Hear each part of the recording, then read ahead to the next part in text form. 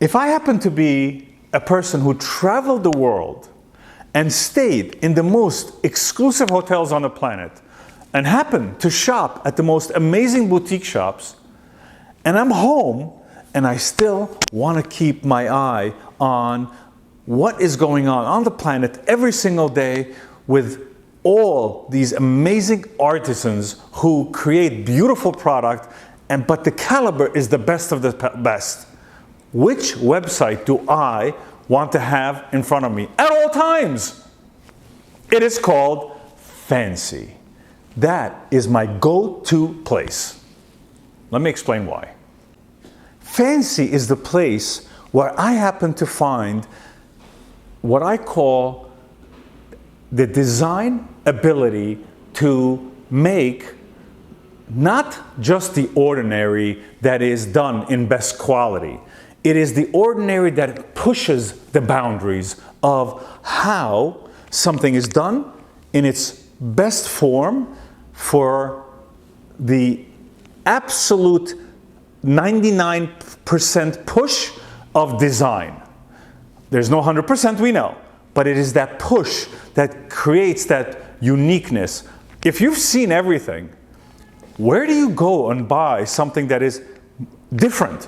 You go to Fancy. And that is why I am on Fancy.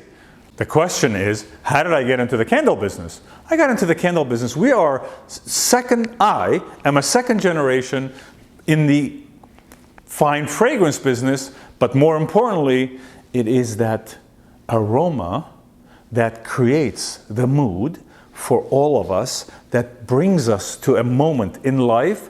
But the most important part, which is what the brand Thompson Ferrier is all about, is the presence in the home.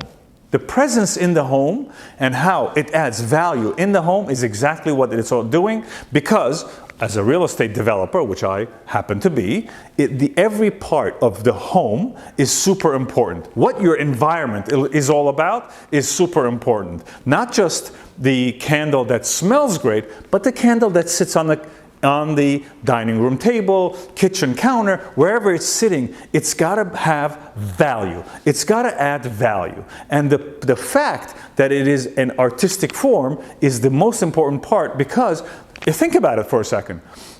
A candle, for the most of its life, what is it doing? Nothing. It is just sitting there.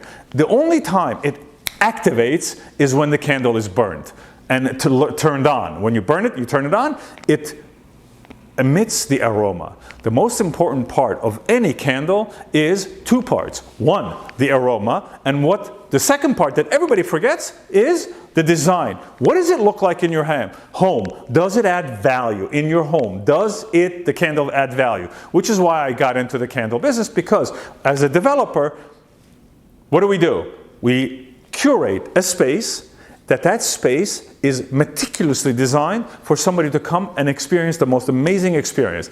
It is at that level that becomes super important when I am looking at either Fancy as a place to send my message, or myself on my own website where I can then showcase the level of design on the eyes and in the olfactory. There we go. Next question is, what is your favorite design? Favorite design, by definition, means that the rest are not good. So it's like a child. Everything that we design, or I design in this office, it is meant to satisfy a person's style of home. The home and the way you look at the significance of a beautiful design. I love the alligator. It is sexy. It is beautiful. It is provocative. I love the skull. The skull has its badass, yet its romance. I love the bamboo. I love the Buddha. It's Zen. It feels. The body is your soul. Every single one of them has its core beauty. Its level of saying that I want this in my home because it makes me feel a certain way. There is nothing in my repertoire that I don't like. I love them all. The question is like child, which one is your best? They're all, for different reasons, they're the best. How do I push the boundaries? That is a question of, there's a boundary for provocative, there's a boundary for sculpture, there's a boundary of difficulty of execution, there's a boundary for difficulty of fragrance curation. There's all different boundaries that have to be pushed. I explore all those boundaries individually, and then each one has its own sort of collage of how everything is put together. For example, what is the skull candle? Why was it so iconic for us? Why is it so iconic for me? Why the fragrance is so deep in bourbon, whiskey, amber, rye? I mean, it's rich, and it's romance. It's what do you call death? It's betrayal. It is all those things in the skull candle. What is so special about the Buddha? How did we push the boundaries of the Buddha? The Buddha, in itself, it conjures a thinking of Zen, and that the fragrances, that the boundary that is pushed is, how do you make that into a Zen fragrance? Okay, let me tell you something else. I made a penis candle. Why is the penis candle provocative? If the penis candle, the interpretation of the penis candle was in the phallic form, then it would have been not so interesting. But turning it into a sculpture that is symbolic of that item, and it is appropriate in the home, that is how a boundary is pushed. The boundaries are pushed by exploring how the candle can live in the house, how you can make it a want for the viewer, how the fragrance is addictive. The addictive part of a fragrance is super important. You have to fall in love with it. You have to fall in love with fragrance. You have to want it around you when you end with the home and you come in and the home is the fragrance that you want. This is my favorite fragrance. The favorite fragrances are the ones for us that are not common. They are not single note. The common, by definition, means it is vanilla. You smell it, you smell vanilla. But try to think of vanilla, whiskey, rose, ash, amber. I mean, you add those together, and musk. You put them together, it is a richness that is very difficult to find in other brands. That is my favorite. My favorite is when I curate something that is an amazing compilation.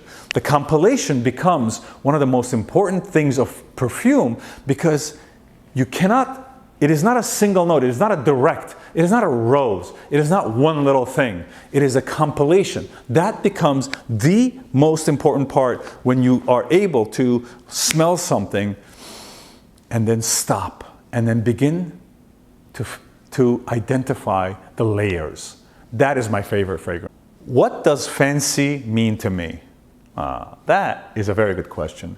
Fancy is the one place where I know that people who have spent a lifetime understanding quality, design, execution, simplicity, overall presentation of anything that they do in a single product, that product then is so beautiful in its form that's designed by the curator, that fancy is now showing it to someone like that person who understands what they're looking for. That is fancy. What do I get inspired by? Oh, that is a really good question, because nature has all the answers. What is around you has all the answers. What I see is what you see. How I take what we both see and create something spectacular is what drives me. That inspires me. My environment inspires me. The people inspire me. The architecture inspires me. Nature, plants, The people, when you go hiking, what's around you inspires me. That is what inspires me. Smelling the natural earth inspires me. What is the next big thing? Well, the next big thing is also happened to be the most outrageous big thing. And the follower and the obsessiveness of the people on Fancy are going to love it.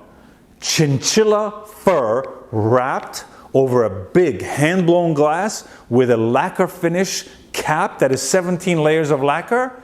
That is going to be the next big thing, which has never been done. But that is the level of pushing the amazing boundaries that you look at and say, the fancy people want it. I want it.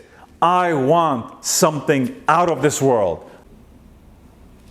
Why are my candles different?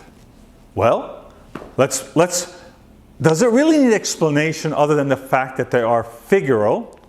They add value to the space of your home without lighting it, which means it's got it is doing two things at the same time. It is delivering amazing aroma. It is also delivering presence in your home while it is not being burnt. That is the core difference of what I do. The question was asked, what is an interesting part about me? An interesting part about me is redlining life. Running everything in its extreme. Designing extreme. Living extreme. Vacationing extreme.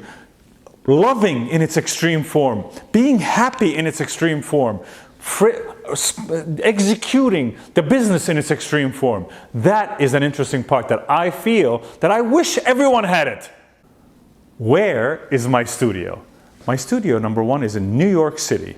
There is nothing more impressive and important on this planet, than Fifth Avenue, New York. And that is where we are. New York City, number one, is the number one place to be. It is the most difficult place to be successful. Fifth Avenue happens to be the number one address on the planet, and that where is Thompson Ferrier.